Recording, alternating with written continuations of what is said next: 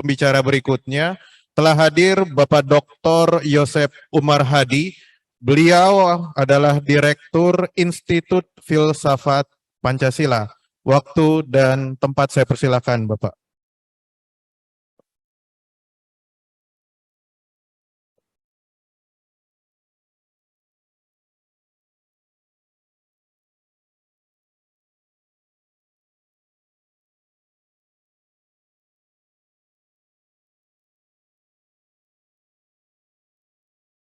Terima kasih kepada Bapak Moderator atas waktu yang diberikan kepada saya. Sebelumnya saya ingin menyampaikan salam kepada kita sekalian. Assalamualaikum warahmatullahi wabarakatuh. Selamat siang dan salam sejahtera untuk kita sekalian. Om Swastiastu, Namo Buddhaya. Salam Pancasila. Terima kasih. Terima kasih Pak Tri.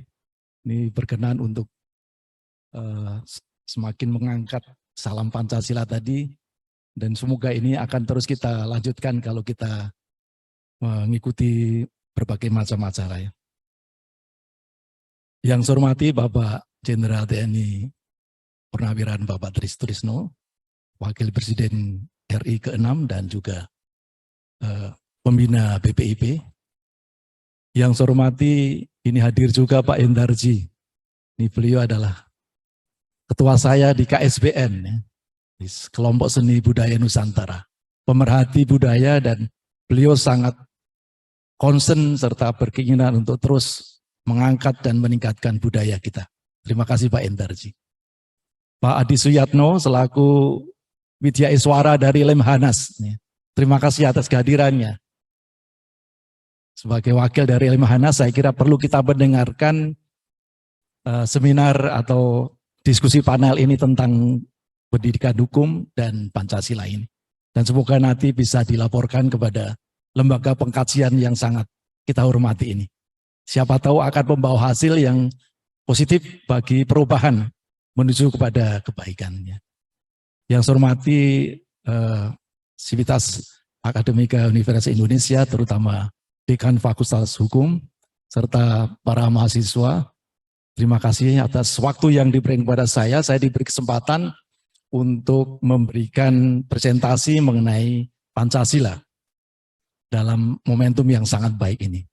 Terus terang saya ingin menyampaikan, saya perasaan dan pikiran saya ini campur aduk. Antara sedih dan senang. Sedih karena saya merasa pada saat hari ini saya menjadi orang tertuduh. Dengan latar belakang saya sebagai seorang politisi selama 30 tahun. Jadi 10 tahun saya ikut dalam proses reformasi bersama dengan partai saya, jadi PDI Perjuangan dulu. Kemudian 20 tahun saya berada di DPR RI. Dan tentu tadi kalau Pak Tri menyampaikan bahwa ini anggota MPR pada tahun 99 sampai 2004 harus bertanggung jawab, kan begitu. Dengan hasil amandemen yang telah kita terima, yang tadi oleh Pak siapa tadi ya, bahwa Pak Bono ya, ada sekitar 80 sampai 90% dari undang-undang amandemen itu telah berubah. Jadi tinggal 10% saja di dalam undang-undang dasar yang lama. Ini saya kira memang suatu hal yang perlu kita cermati. Dan tentu saya sebagai pelaku, saya harus bertanggung jawab. Karena saya terlibat di dalam proses amandemen itu. Jadi saya bingung, saya di sini akan berdiri sebagai apa? Sebagai politisi atau sebagai akademisi? Nah, saya sebenarnya ingin bicara secara akademis, secara ilmiah, bicara tentang Pancasila. Tetapi apa yang terjadi saya saksikan dan saya dengarkan dengan mata kepala saya sendiri, tidak hanya dari Pak Tri Sutrisno, tetapi juga dari Pak Lanyala, juga dari hasil penelitian Mas Kris tadi, saya tergoda untuk juga bicara secara politis ya. Artinya saya harus bertanggung jawab secara politis terhadap apa yang telah saya ikut serta dalam proses amandemen tadi. Pak Tri, saya mengaku, Dan saya tentu ada rasa bersalah di dalam diri saya. Tentu mudah-mudahan ini juga terjadi di antara teman-teman kami yang lain yang ikut serta dalam proses amandemen tadi. Tetapi memang saat itu di mana euforia reformasi yang memang cenderung ke arah liberal itu begitu kental dan kuat. Sebagai sebuah antitesa terhadap tesis yang terjadi pada masa Orde Baru, dan kemudian reformasi dengan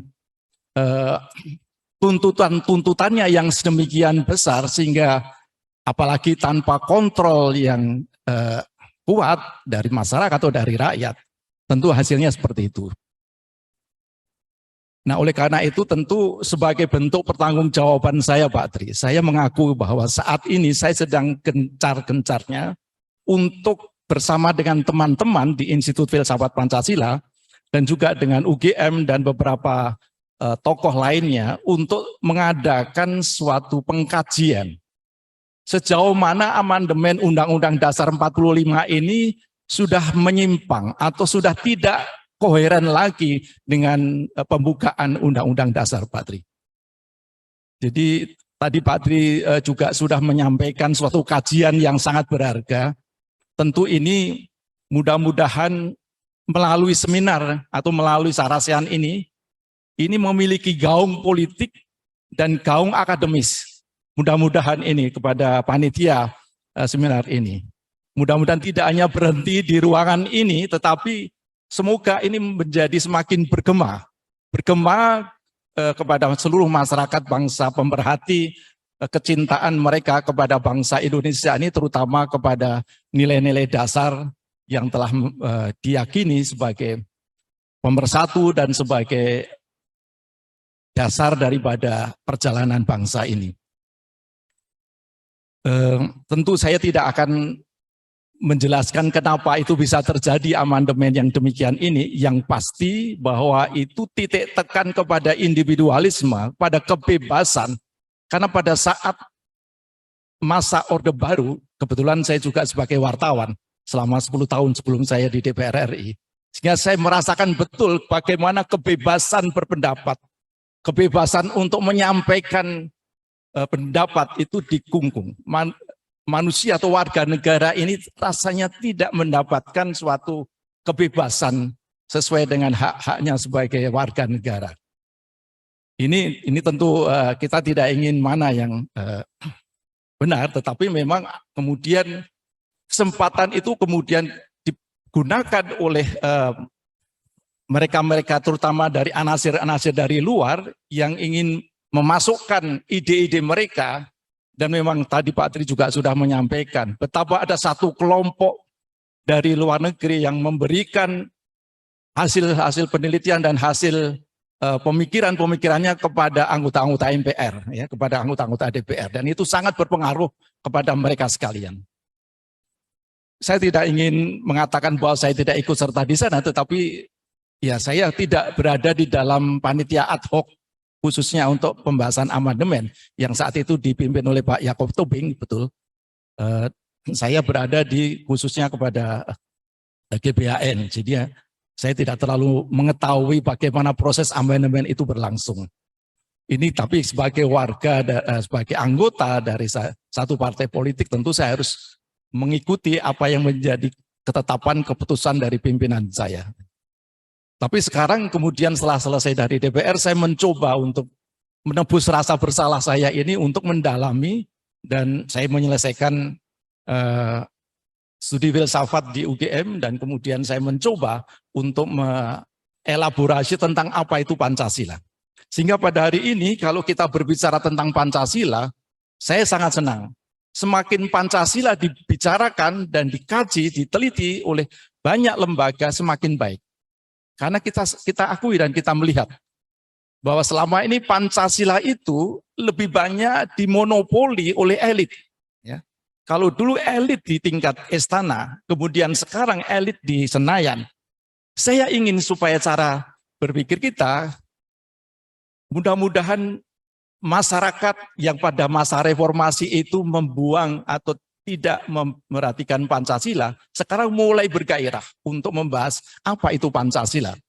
Sehingga Pancasila menjadi diskursus publik, menjadi bahan pembicaraan di semua perguruan tinggi, di sudut-sudut negara ini, di semua lembaga pemerintahan maupun non-pemerintahan. Ini suatu hal yang sangat menarik. Jadi saya terus terang senang sekali atas masalah itu, tetapi tadi saya juga sedih karena saya prihatin dengan persoalan bangsa ini, saya menjadi bingung. Tadi banyak dikatakan dari Pak Tri juga menyampaikan bahwa mengibaratkan negara ini seperti kapal. Kapal yang berlayar menuju suatu tujuan di mana terumbang-ambing oleh ombak. Terumbang-ambing oleh ombak. Jadi tentu solusinya apa? Kita mulai dari mana itu? Kita mulai dari tentu dari kesepakatan-kesepakatan atau nilai-nilai dasar yang telah kita akui sebagai kekuatan kita yang akan mempersatukan bangsa ini, dan kita yakini itu adalah nilai-nilai yang akan membawa kita semua menuju pada cita-cita yang kita inginkan. Maka sekarang saya mencoba memasuki presentasi saya secara ilmiah dan secara akademis tentu saja, karena ini merupakan forum ilmiah dan forum akademis. Tapi sebelum itu saya ingin berharap seminar ini menjadi berhasil dan menjadi berdaya guna manakala nanti merumuskan rekomendasi-rekomendasi yang bermanfaat dan berguna bagi kepentingan akademis, kepentingan ilmiah maupun juga bagi terutama mudah-mudahan bisa menjadi awal dari sebuah gerakan kita untuk kembali kepada jati diri identitas bangsa kita ini, yaitu kepada nilai-nilai yang telah kita yakini dan kita terima dari para pendiri bangsa, yaitu Pancasila tadi. Baik, saya mulai dengan judul. Sebenarnya Pak Kris mengharapkan saya untuk bicara tentang Pancasila sebagai dasar filsafatnya Pak. Dan memang betul, Pancasila sebagai dasar filsafat ini jarang untuk dielaborasi atau jarang untuk dibahas atau dikaji. Kita selama ini membahas Pancasila sebagai ideologi, sebagai dasar negara. Tadi banyak dibahas Pancasila sebagai dasar hukum atau cita hukum dan cita negara. Istilahnya mungkin menurut saya yang tepat Pancasila itulah dasar hukum, sedangkan konstitusi itu adalah hukum dasar. Ini mungkin pengertian tentang Pancasila kalau dikaitkan dengan hukum, Pancasila adalah dasar hukum dan undang-undang dasar adalah hukum dasar. Nah, kemudian juga Pancasila banyak didekati dari historisitasnya atau dari hukum, tetapi seperti kata Bung Karno, sejatinya Pancasila itu adalah sistem filsafat sebagai filosofi Grundslag. Nah ini yang Bung Karno sendiri sudah sebagai seorang arsitek, tetapi dia berpikir filosofis. Namun karena waktunya dan kesempatannya yang tidak banyak, dia tidak menjelaskan apa yang dimaksudkan sebagai dasar filsafat itu. Nah ini tentu mereka-mereka yang memang memiliki latar belakang filsafat, mereka-mereka yang memiliki latar belakang filosofis ya, itu yang mencoba untuk mengelaborasi apa yang dimaksudkan oleh Bung Karno tadi. Kalau disebut sebagai dasar filsafat. Maka saya mencoba untuk mengutip atau meminjam atau belajar dari Bapak Noto Negoro sebagai seorang ahli hukum, yang ahli hukum betulan, tetapi beliau ini yang bisa meletakkan dan menjelaskan apa yang dimaksudkan Bung Karno sebagai filsafat tadi. Beliau adalah seorang ahli hukum, namun dia sekarang dulu menjadi ketua jurusan filsafat di UGM. Dan yang kedua, saya juga mencoba untuk mengutip dari Bapak Diriyarkara, ini seorang eksistensialis, seorang fenomenologis, sedangkan Noto Negoro ini lebih rasionalis dan substansialis. Jadi dua pendekatan yang berbeda antara rasionalisme dan eksistensialisme ketika mengurai tentang Pancasila, ketika menjelaskan Pancasila dari sudut pandang filsafat, maka benar apa yang dikatakan oleh Bung Karno, bahwa Pancasila itu sejatinya adalah filsafat asli bangsa Indonesia. Ini yang betul-betul sesuatu yang sangat mengagumkan, sesuatu yang perlu kita banggakan. Kita bisa bangga kepada dunia bahwa Indonesia itu ketika mendirikan bangsa ini membuat filsafat sendiri. Tentu bukan keluar dari gagasannya, tetapi menggali dari buminya Indonesia, dari manusia-manusia Indonesia itu. Nah, dengan pendekatan rasional dan eksistensial tadi, tentu secara dengan kaidah-kaidah keilmuan dan kaidah-kaidah filosofi, itu terbukti dengan jelas. Dan mudah-mudahan ini terus-menerus dikembangkan kepada seluruh generasi muda kita. Maka kenapa saya mencoba untuk mendirikan Institut Filsafat Pancasila ini, supaya Pancasila ini semakin kokoh, semakin kuat, memiliki dasar keilmuan dan memiliki dasar filosofi yang kuat. Itu seperti apa? Perlu kita lakukan pengkajian terus. Maka saya mendukung setiap lembaga manapun, baik Universitas UI maupun juga UGM, dan hampir sekarang semua universitas itu memiliki pusat kajian Pancasila, Tetapi jarang atau tidak ada atau belum ada yang mengkaji Pancasila ini dari sudut pandang filsafat. Karena filsafat memiliki kaidah-kaidahnya sendiri untuk membuktikan sesuatu yang hakiki daripada nilai-nilai itu. Lanjut. Nah, saya mencoba untuk memulai daripada berbicara Pancasila itu adalah berbicara tentang manusia. Karena pada dasarnya Pancasila itu filsafat apa sih? Apakah filsafat politik atau filsafat negara? Tapi sejatinya Pancasila itu adalah filsafat manusia, filsafat tentang manusia. Mengapa demikian? Maka oleh karena itu, sebelum ini ada, setelah ini masih ada satu, ini, sebelumnya, duduk persoalan tadi. Ya, dulu persoalan. Jadi manusia Indonesia, jadi filsafat tentang manusia Indonesia. Karena manusia itu tidak bisa dibantah, merupakan satu subjek, merupakan suatu pelaku utama dan satu-satunya dalam berbagai dimensi kehidupan berbangsa dan bernegara. Tidak ada lain kecuali manusia. Manusia yang mana? Manusia Indonesia. Nah, mohon maaf, ini jarang sekali kalau kita ingin menyusun suatu pembangunan atau suatu sistem pendidikan atau dalam berbagai bidang apapun, manusianya itu jarang kita upayakan untuk kita pahami. Ya, manusia, padahal manusia itu yang berpancasila itu yang manusia. Ya. Yang berketuhanan, yang berkerakyatan, yang berpersatuan itu adalah manusia. Nah, oleh karena itu mau tidak mau kita harus bertanya, siapakah manusia Indonesia itu sebenarnya? Ini itu dulu titik tolaknya. Itu dulu baru kemudian kita menuju pada pembangunan sistem kehidupan yang lain. Apakah di bidang politik, apakah di bidang ekonomi, di bidang hukum, di bidang sosial budaya, itu dari manusianya dulu. Siapakah manusia Indonesia? Nah, ini jarang untuk diangkat atau dibahas. Bahkan dalam penelitian itu lebih banyak outsider ya, lebih banyak peneliti-peneliti dari luar ya. Ada Ben Anderson, ada Van Persen, ada von Vollenhoven tadi, kemudian ada masih banyak lagi outsider yang mencoba untuk meneliti manusia Indonesia. Tentu keabsahannya tentu tidak akan menjadi kuat kalau bukan insider, bukan peneliti-peneliti dalam negeri, peneliti orang asli bangsa Indonesia. Maka saya mengangkat Diarkara dan Notonegoro sebagai peneliti siapakah manusia Indonesia. Jadi melalui pendekatan antropologis filsafat manusia ini, maka akan ditemukan siapakah manusia Indonesia itu. Lanjut. Nah, siapakah manusia Indonesia ini jarang dibahas.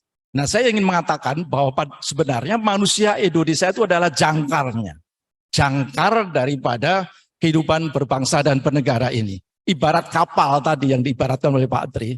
Kita mau berlayar menuju suatu tujuan, kalau kita tidak memiliki jangkar yang kokoh, yang kuat, serta memiliki kompas yang tepat dan akurat, mana mungkin kapal itu akan bisa berjalan menuju suatu cita-cita yang ditetapkan bersama, yaitu menuju kepada kehidupan kesejahteraan. Oleh karena itu jangkar itu adalah filosofi Grundslag tadi, dasar filsafat tadi.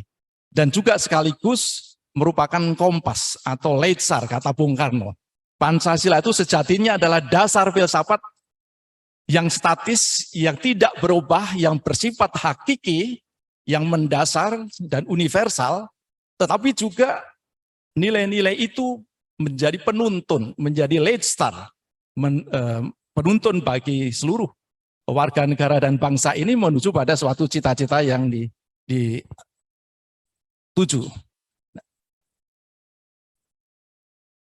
Lanjut.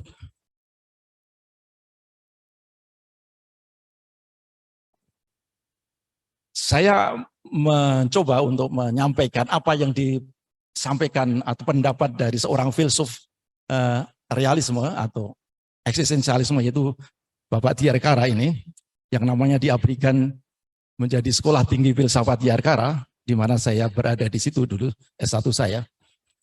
Jadi menurut beliau, manusia Indonesia ini secara kuatalis, atau manusia sebagai manusia pada umumnya, adalah ada bersama dengan orang lain dengan cinta kasih. Dalam bahasa Jermannya beliau mengatakan Liebe des Mitsein. Jadi kodratnya itu ada bersama orang lain dengan cinta kasih. Jadi bukan homo homini lupus, tetapi homo homini socius. Itu kodratnya atau ciri khas daripada manusia. Jadi eksistensinya adalah sosialitanya.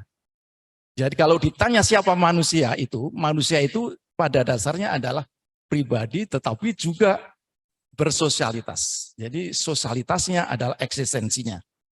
Oleh karena itu, karena manusia itu adalah ada bersama orang lain, maka manusia itu apa menjadi siapa? Artinya persona, dia adalah pribadi.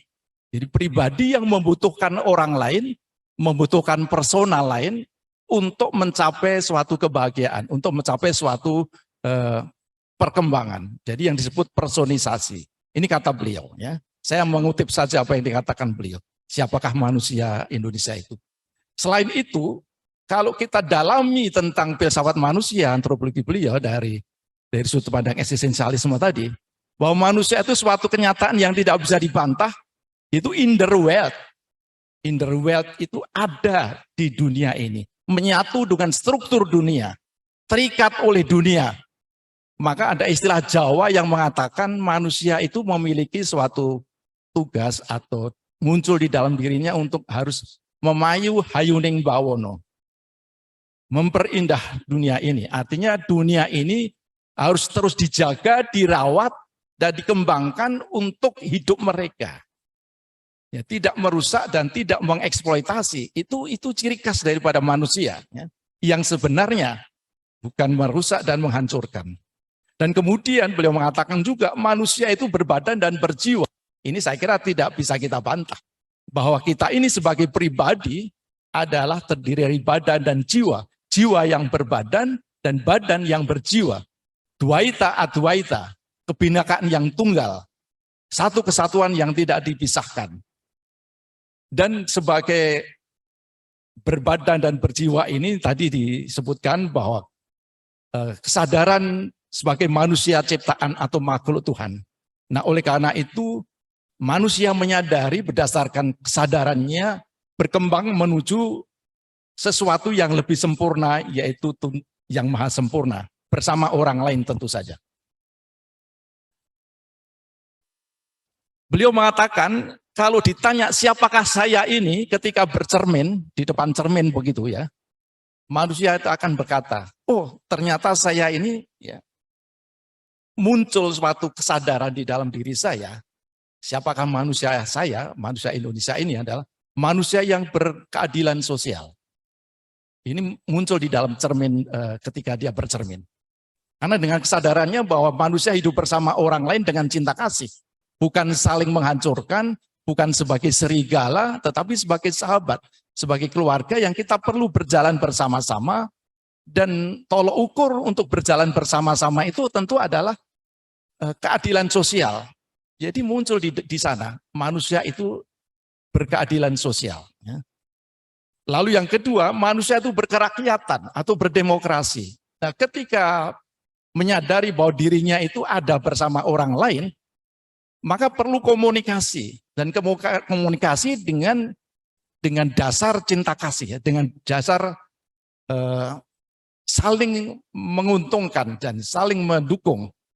Oleh karena itu, demokrasi adalah perwujudan daripada proses interaksi antara manusia dengan manusia lain. Dengan demikian ini merupakan suatu nilai yang melekat pada diri seseorang ketika dia menyadari dirinya sebagai manusia tadi.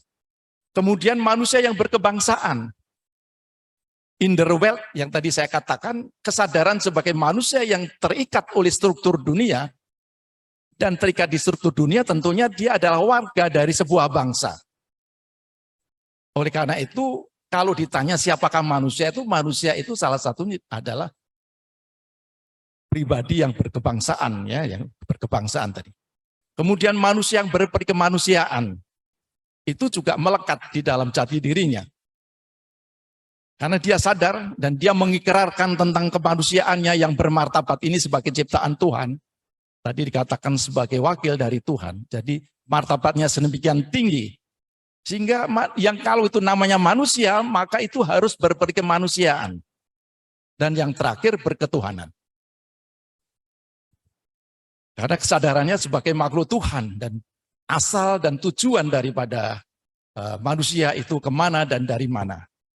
Nah, kalau kita lihat maka nilai-nilai di dalam Pancasila tadi, itu kalau ditanya manusia itu apa, maka akan keluar di sana Pancasila. Oleh karena itu nilai-nilai Pancasila itu adalah inherent, melekat ke dalam kodratnya manusia. Itulah manusia Indonesia. Ini cara berpikir atau cara pendekatan seorang filsuf yang ingin menjelaskan tentang yang dimaksudkan oleh Bung Karno sebagai dasar filsafat. Jadi benar bahwa Pancasila itulah dalil-dalil filsafat. Pancasila itulah dasar filsafat yang memang digali dari filsafat manusia Indonesia tadi. Kemudian di atas mana negara ini harus berdasarkan nilai-nilai itu. Nah, oleh karena itu kalau dikatakan dasar filsafat inilah buktinya dan inilah penjelasannya, dan sampai saat ini kita bisa menerima, dan kita memang namanya filsafat perlu kritikan, ya, perlu masukan, perlu pendalaman, perlu pengkajian terus-menerus supaya Pancasila itu menjadi semakin kuat.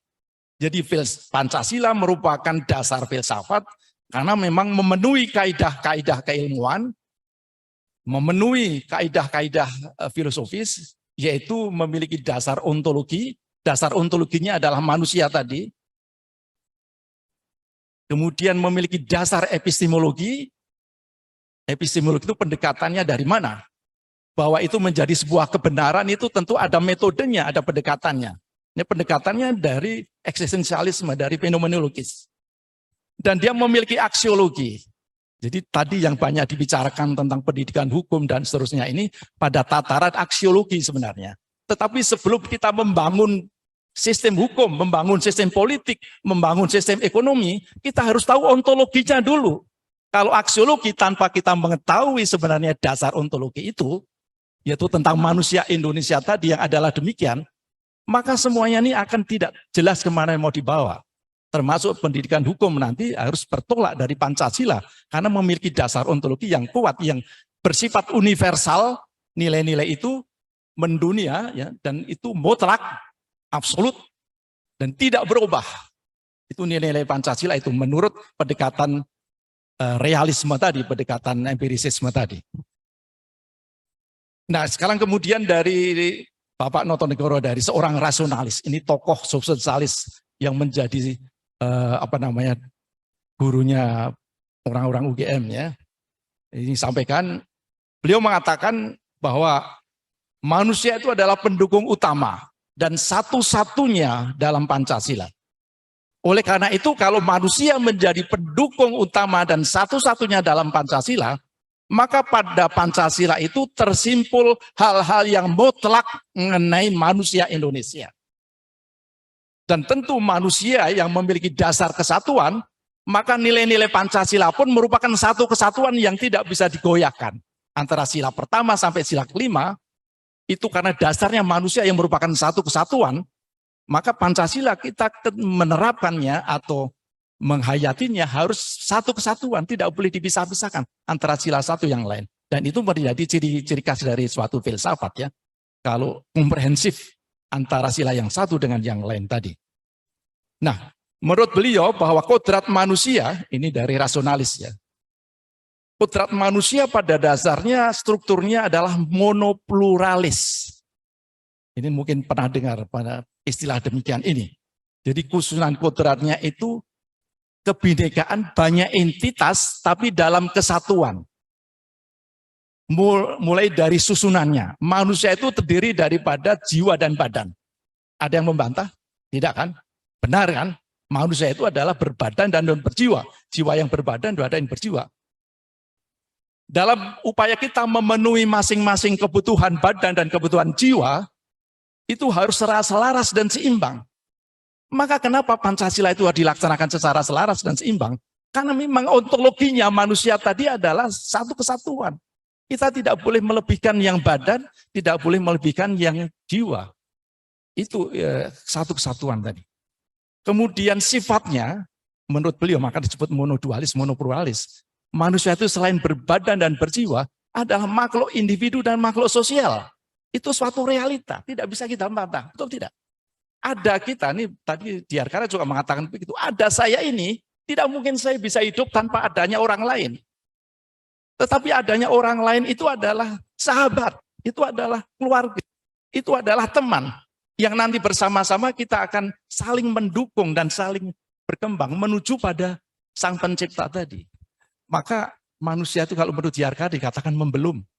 Selalu belum selesai, terus berkembang terus. Dan kepenuhannya terletak pada kesempurnaan yaitu Tuhan tadi. Jadi makhluk individu dan makhluk sosial. Jadi manusia tidak bisa mengingkari tentang keberadaannya di dalam hidup sosial tadi. Tadi katakan komunalisme dan individualisme mana yang lebih? Dua-duanya penting. Komunalisme tidak menghancurkan individualisme, individualisme juga tidak mengingkari komunalisme komunitas. Itu adalah realita, ontologinya begitu manusia itu.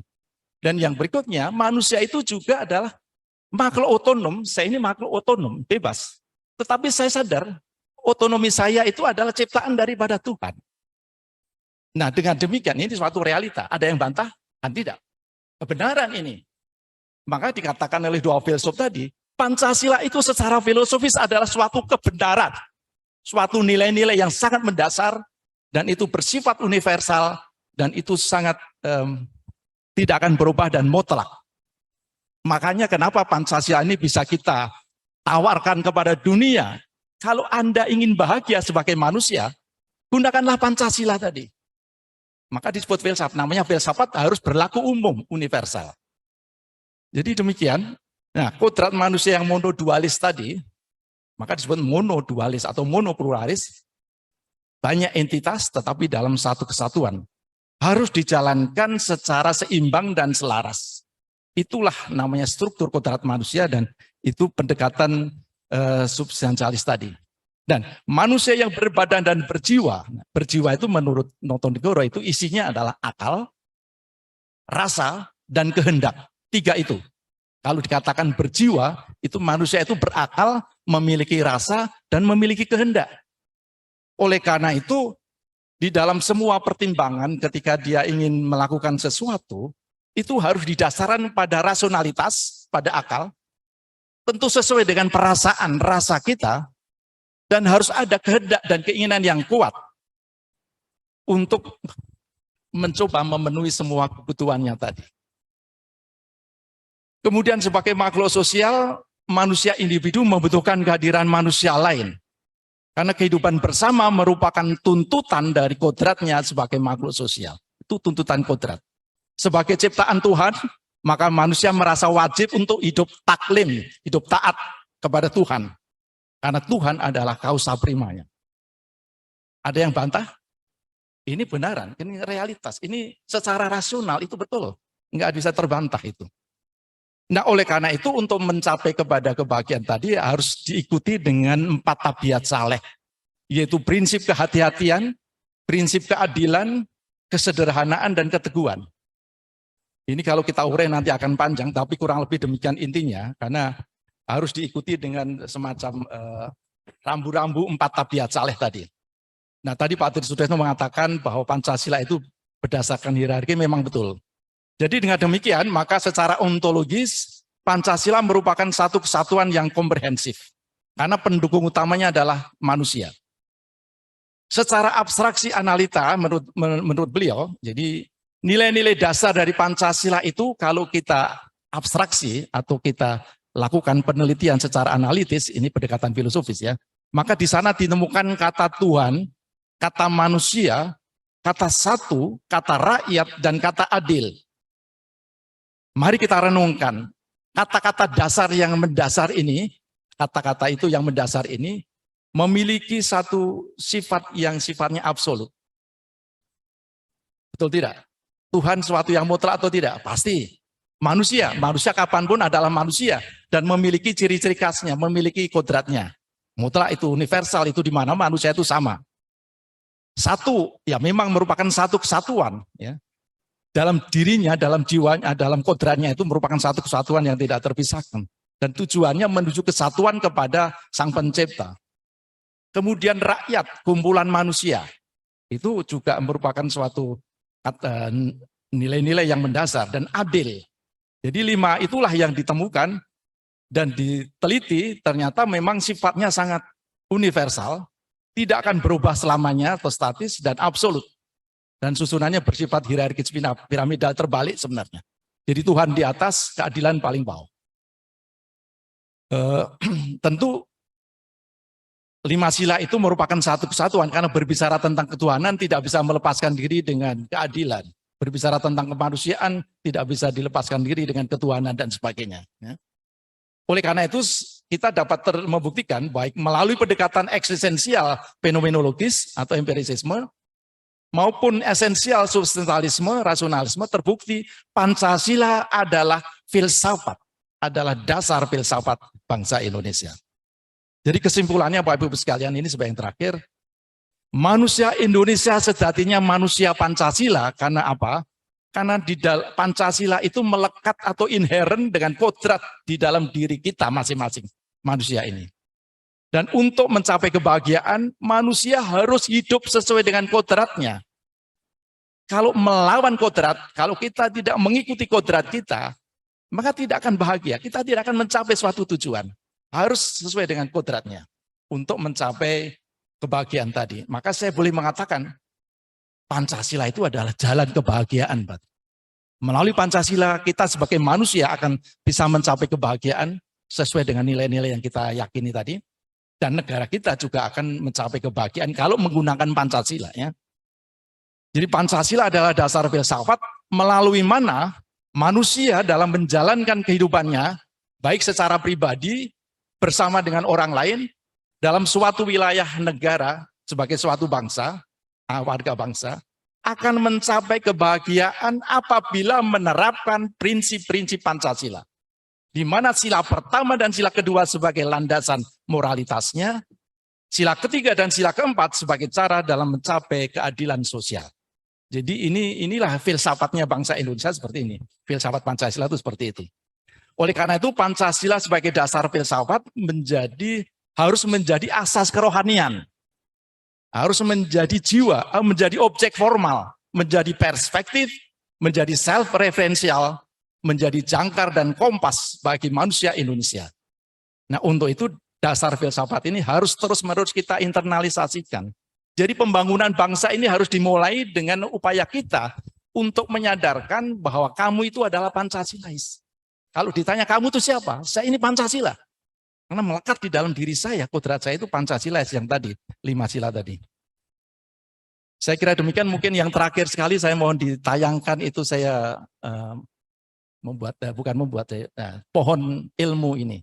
Ini sebagai saran saja atau sebagai harapan saja saya dari background filsafat ini kepada teman-teman di hukum. Jadi pohon ilmu itu batangnya atau akarnya dan batangnya itu adalah filsafatnya. Ini filsafat. Kemudian dulu semua ilmu itu disebut filsafat. Tapi kemudian berkembang ya. Berkembang begitu banyak cabang dan ranting. Di mana pengetahuan hukum itu adalah bagian daripada batang cabangnya dari batang ilmu ini disebut filsafat tadi. maka kita tidak bisa bicara kita ini secara fragmentaris. Kita bicara hukum, saya berharap juga multi-indisipliner dan juga interdisipliner. Kalau kita ingin membangun sistem hukum yang kuat, cobalah di sana juga kita belajar filsafat dan mencoba melakukan pendekatan-pendekatan filsafat. Saya kira sudah ada itu, ada filsafat hukum, ada filsafat manusia, dan itu karena filsafat itulah ilmu yang mencoba mencari nilai-nilai dasar yang hakiki, yang tidak ada lebih dasar lagi daripada nilai-nilai itu. Ini sekedar masukan dari saya, mudah-mudahan tidak semakin membingungkan apa itu Pancasila, dan mudah-mudahan ini menjadi semakin yakin bahwa Pancasila itu suatu nilai-nilai yang sangat mendasar karena melekat pada kodrat kita sebagai manusia. Demikian, terima kasih. Wassalamualaikum warahmatullahi wabarakatuh.